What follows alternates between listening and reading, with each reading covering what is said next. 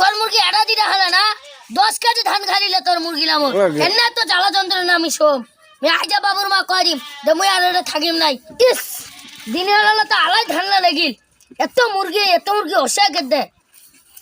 কেদে যে অসায় এলা মুরগি এত কষ্টে ধান মোর বুঝি এলা কার মুরগিতে সপের মারবো না হস হস হস হস সপের মা গে সবির মা দিনের বেলা তো আলাই ধানলা না পেলে গিল তাই তোমার মুরগিলা ছড়ে দিয়ে না এত জ্বালা যন্ত্রণা আর খাওয়া যাবে নি বাইও নট শুরু কর দিয়া একেবারে তোমরা ধান খাল 10 কেজি ধান দাও না আমার মুরগিলাই খালিলে কি করছে তোমার মুরগি বানবে না নাই এত কষ্টের ফসল যদি আমার খাইলে আলা তুই কি করবো করে মুরগি বানাই নিলাম আমি বীজটা মারে ফেলাম এত কষ্ট আর আমি ফসল গান করনু সার্ভিস দেয় না মোর টাকা ছুটে গেলি দি গরবান ছুটে গেল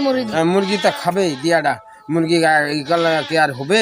ওগুলা কি বানা বুঝবার জিনিস বানা বুঝবে হ্যাঁ তো তুই কি আলা খেসারত চাচ্ছি নাকি আলাউলা দরকার হলে খেসারত দেওয়া যাবে কেন অত তুই করি একবার হ্যাঁ খোয়ালে যা হাতা বউ পাওয়াছিস না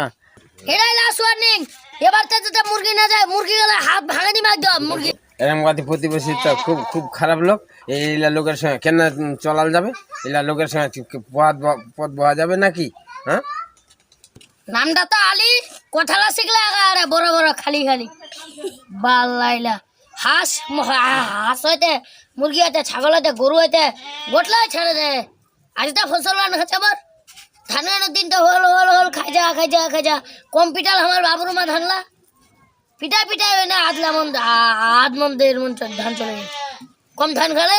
কেন তো জ্বালা যন্ত্রণা আমি শোম আমি আইজা বাবুর মা করিম দে মুই আর এটা থাকিম নাই মালা 5টা আলা বাড়ি ভাড়ালি মালা লাগো 20-15 হাজার টাকা করে এনে বালির